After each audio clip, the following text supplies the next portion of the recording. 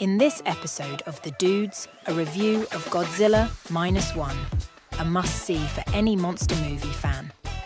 Plus, a review of the Netflix show Eric, starring Benedict Cumberbatch, plus watching movies in VR kind of rules. And now, here's The Dudes.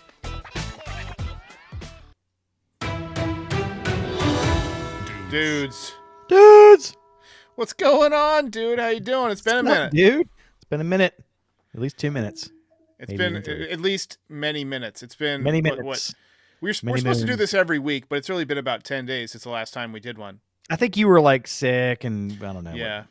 I wasn't feeling great and I had a lot of podcasts to do and I just didn't have the energy to, expend it on just like the hobby. This is the hobby podcast because we're not monetized. We don't have any sponsors. We're just doing this for fun, the love of the game. We're not in it for the ring. We're in it for the love of the game.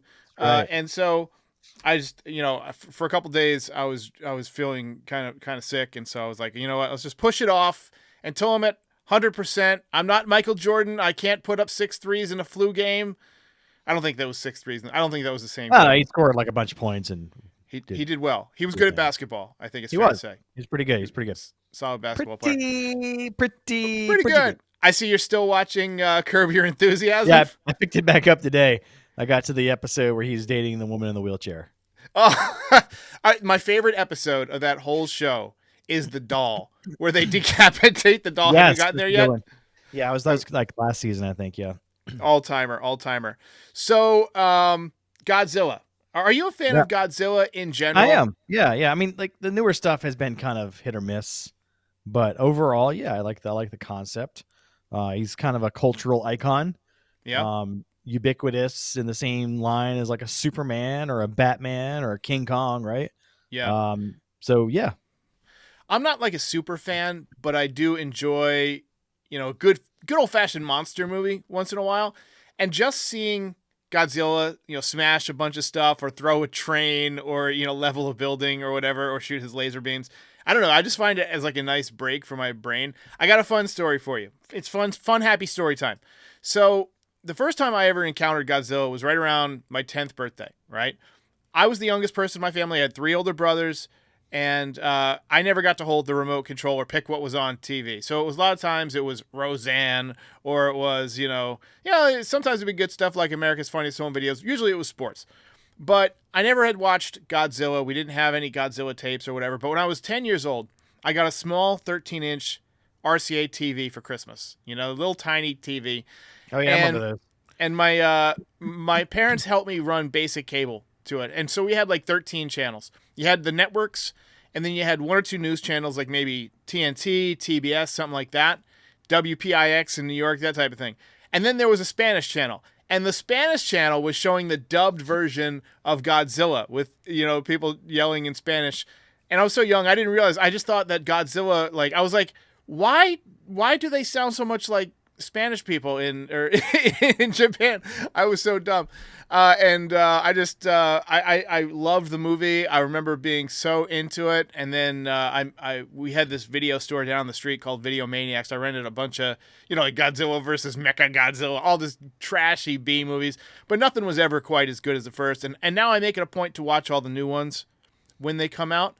But the first thing I ever watched on my own TV, in which I was possession of the remote control, was Godzilla with Spanish dub and English subtitles. That must have been very confusing for you. It was quite confusing. Honestly, it explains a lot. It does. But I'm not like obsessed with Godzilla, but whenever a new one comes out, I watch it. So let's go ahead and get to the review.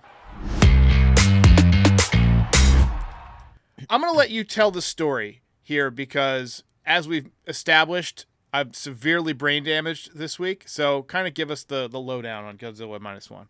Right. So first, let's talk about why it's called Godzilla Minus One. Right. So I was curious. So I looked it up. One reason is because it actually predates kind of the other Godzillas. It's almost like the origin story of Godzilla. So we find out how Godzilla becomes Godzilla, right? Giant nuclear explosion in the Bikini Atoll during Second World War. Japan is lost, that sort of thing.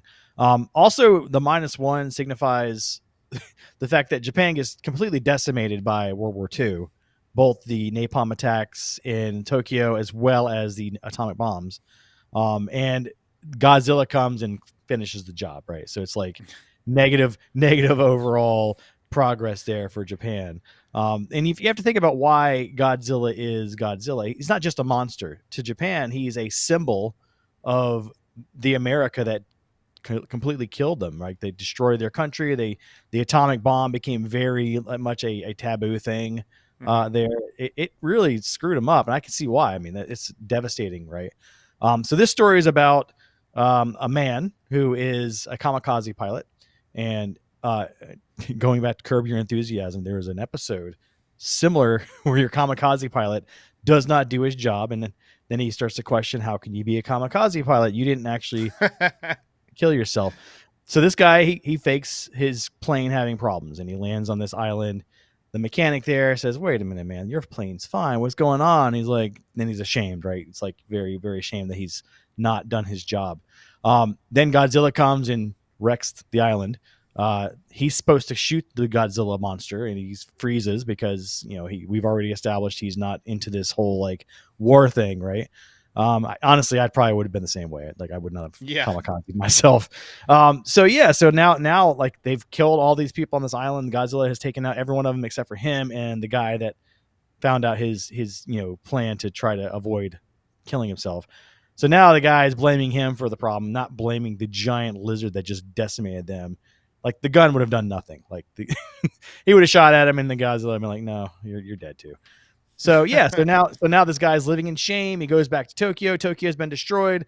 He meets a woman there. The woman has a child that she found because the child's been orphaned. Her parents have been killed. His parents have been killed. So they kind of have each other. That's about it. So they live life in Tokyo, trying to rebuild. He becomes a worker on a mine sweeping vessel.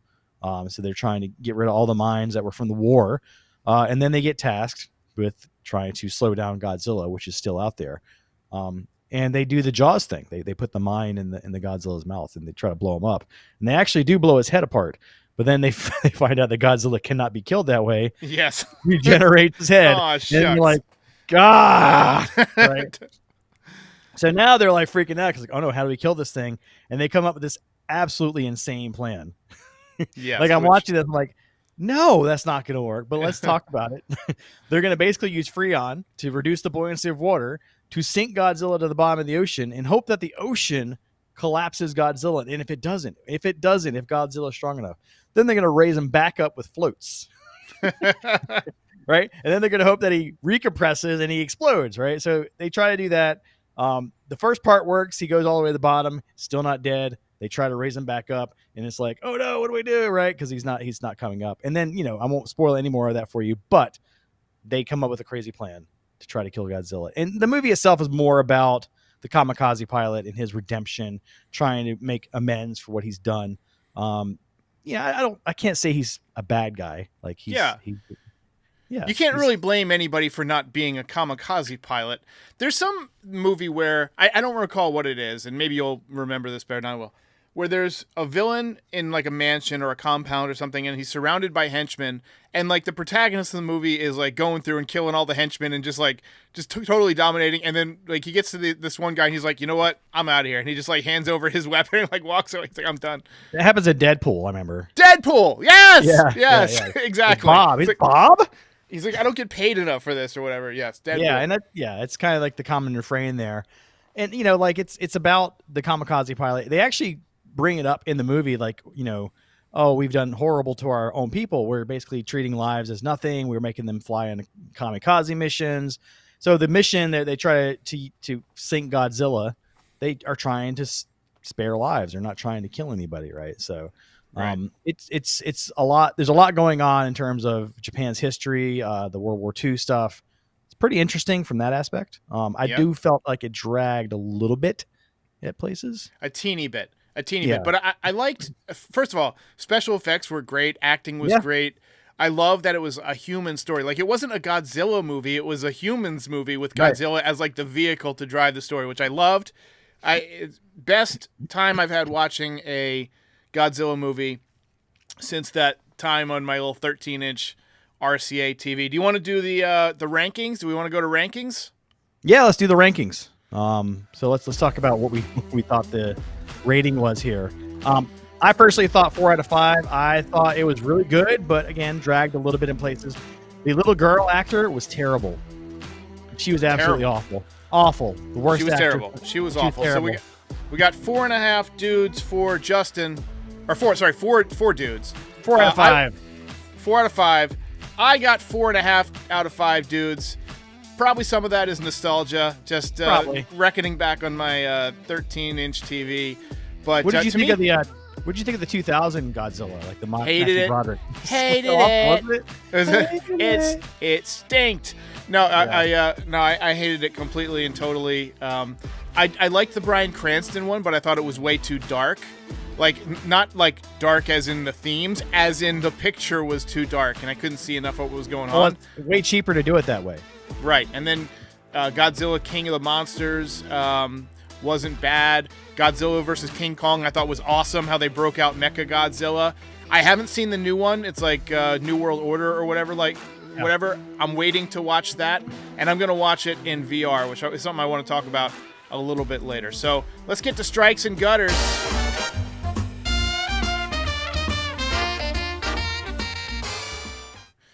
So one of the things we were gonna review that we decided not to review in total detail because you didn't have time to get through all of it, and I don't blame you because it's not a light watch, it's heavy, is this Netflix show. It's a limited series, another limited series. We just did the Baby Reindeer limited series. This one is called Eric.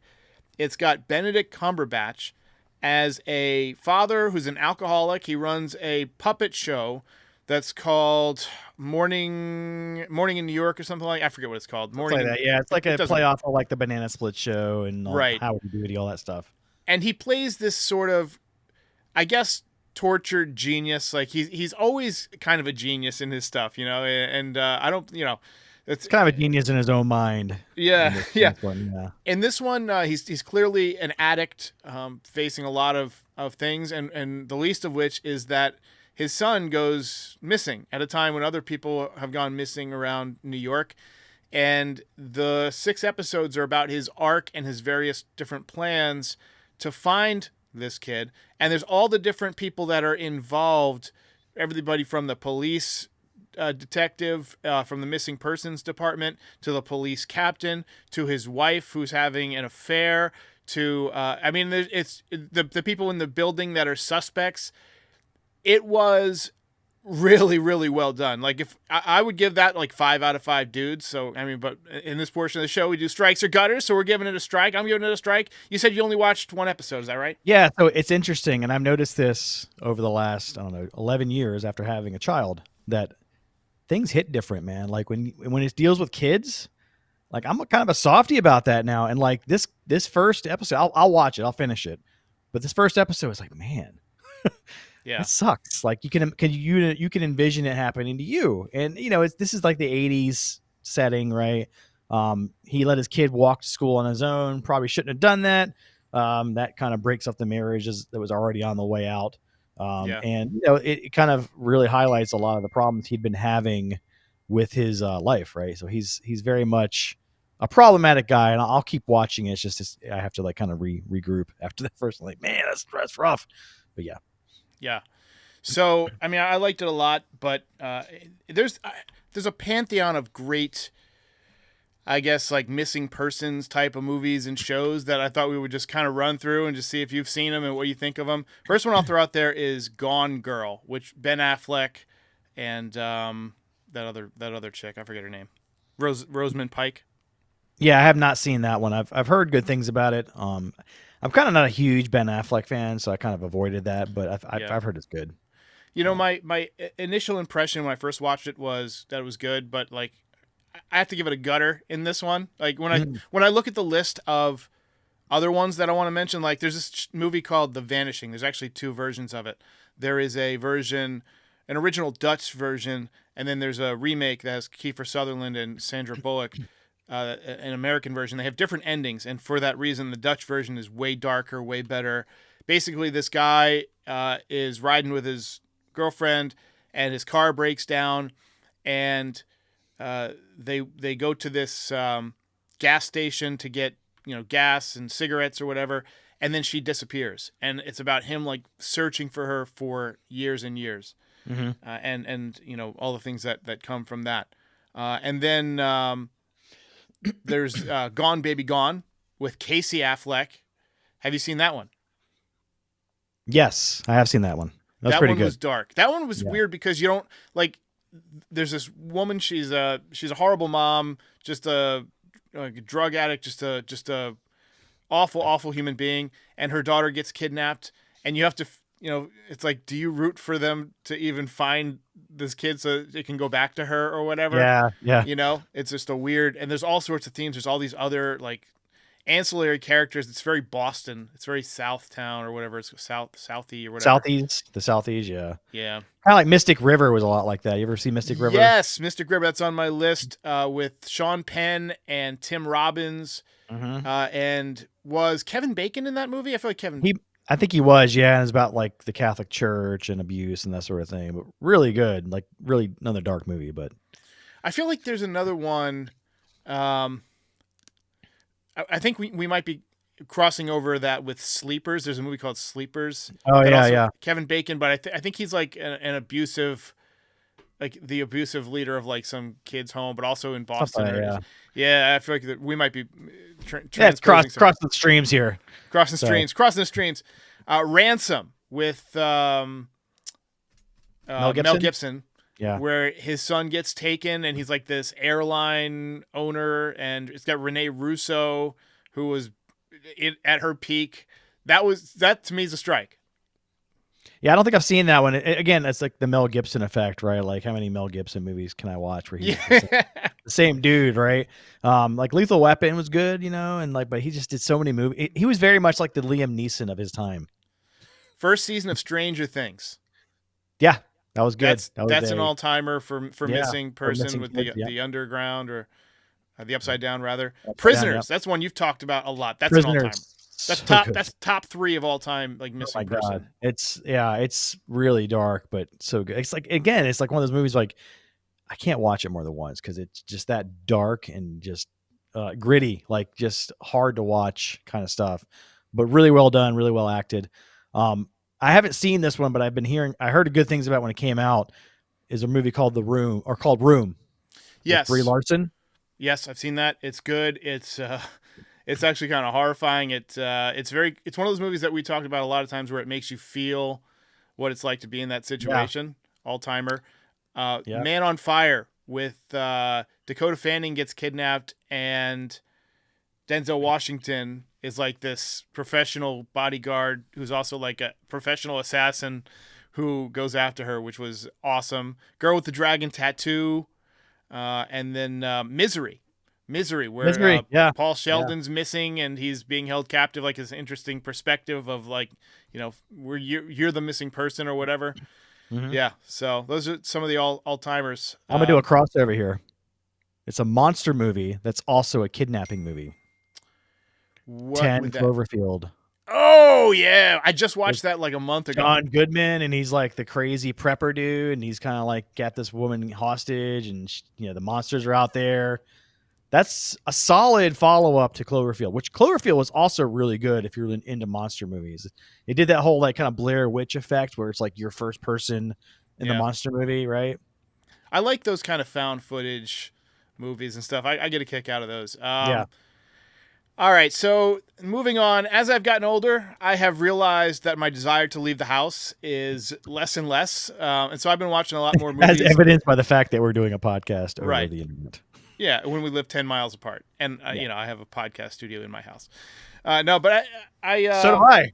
Yeah, which makes sense for us to not spend the gas. Yeah, let's just do it. So mine sucks though. Yours is good.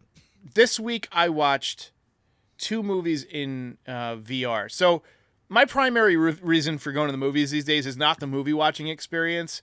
It's the Alamo Drafthouse food, because it's gotten to the point now where it's a better experience to watch movies at home. I can either watch them on the Apple Vision or this Oculus Quest. I tried out this app called Bigscreen. I don't know if you've seen it or messed with it at all. It's basically people can build their own custom movie theaters. Not custom. There's like 10 or 12 different designs. And then they can stream movies from their own hard drive or ones that they purchase or rent or whatever. And people can join. Like you join for free. Like it's a movie theater. You just go in. Unfortunately, you don't know when the movie's going to start or like how far into the movie it is, like when you join. So you don't want to join something you haven't seen. And so I joined 2 movies that I surfed around to find some that were near the beginning because I wanted to try out this experience. And the first one was Passengers in 3D. Have you ever seen that one? No, but that's the Chris Pratt, Jennifer Lawrence. Right? Yes. And I can see why. Rapey. Yeah, a little bit rapey. It's immoderately rapey. It's moderate. You know, I don't think there was any actual rape, but there was like attempted murder. Yeah. Well, it's like he's basically like keeping her asleep so he can have her later. Like no, right? That's not it. No. So you tell me. I haven't seen it, so you tell. Okay, so I'll give you the basic premise. So they're on this ship, this interstellar ship that takes about 200 years to get from Earth to this other planet, right? And it's supposed to be this infallible machine that has a shield around it and nothing can like bang into it or whatever. And it just sails straight. And for the duration of the trip, everyone is asleep. Everyone is in hibernation or whatever. Like 3 or 4 years into the trip with, 180 years or whatever left to go, Chris Pratt's machine wakes him up and he can't figure out why. And he's the only one awake. And so for like 2 years, he's on his own. He's eating dry cereal because he's got this like pass that can only get like the cheapest food and black coffee for every meal or whatever. And it's awful and he's lonely or whatever. And so he starts like surveying the different crew manifests and passenger manifests to learn about everybody. And he finds this woman that like he just falls in love with her profile or whatever, her little recordings or whatever, everything that she wrote about herself. And because he's so lonely and so desperate, he doesn't want to die alone. He's still a young man. He decides, all right, I'm going to wake her up. So he wakes her up, which right there, that's, it was the opposite. Yeah. Not making her sleep, but waking her up. Yeah. Yeah. You probably shouldn't do that because you're condemning her to death, right? There's no way to put people back to sleep for all he knows at this point. Once she's awake, he lies to her and tells her it's an accident. And for the next act of the movie, basically, it is them falling in love and it's great and everything's happy. Third act, she finds out that he woke her up and they hate each other. And then the captain wakes up, like his machine wakes him up randomly. I think he's supposed to wake up every so often just to check on things. And he finds these 2 people awake. And it's Lawrence Fishburne. And they discover that the entire ship is going to blow up or whatever. And then Lawrence Fishburne, basically, spoiler alert, dies. And so it's up to Chris Pratt and Jennifer Lawrence to save the day, right? And of course they save the day or whatever. And then she's forced with the decision. They figure out a way to put her back to sleep, or can you? And I'm spoiling the whole thing. Who cares? It's an old movie.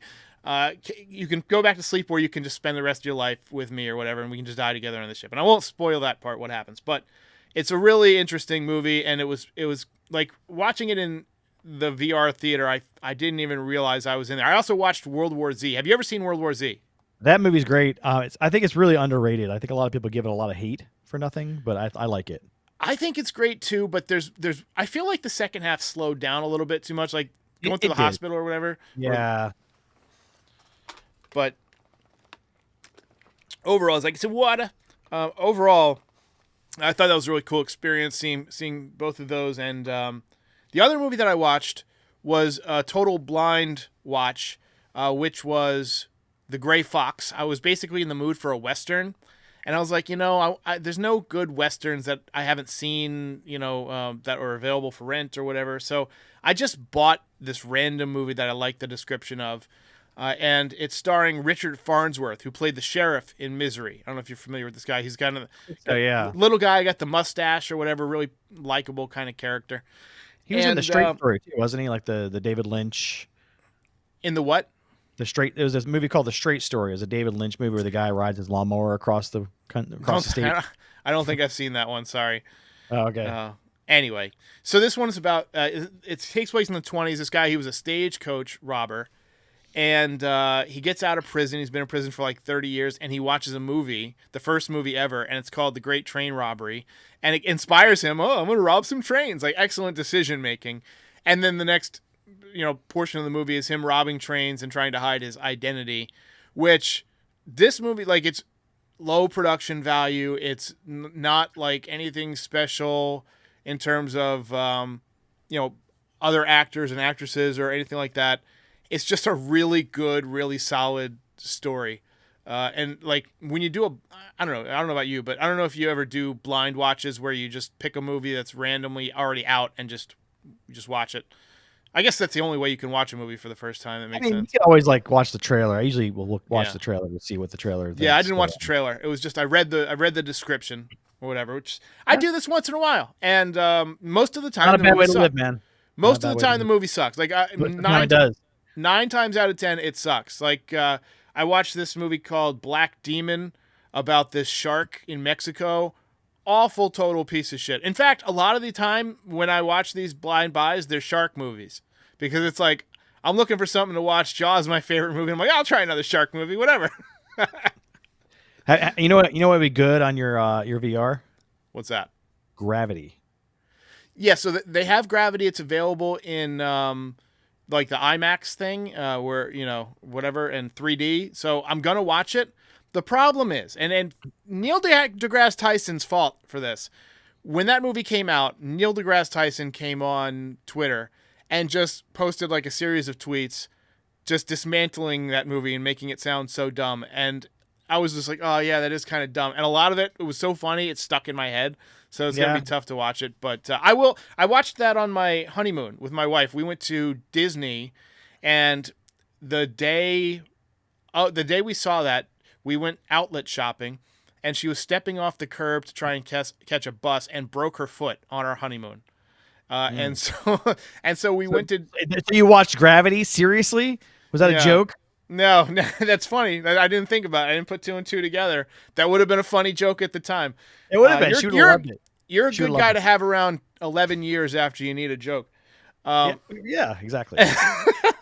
No, that's about how fast my mind works. But I remember we were no, that's how fast my mind works. I remember we were I was pushing around in a little wheelchair in the Disney park or whatever, and we got to use the little wheelchair ramp into the movie theater, and we watched Gravity, and it was great. But she hates frogs, and like the last scene of the movie was a frog, and she was like, like it was like that was the scariest part of the movie for her.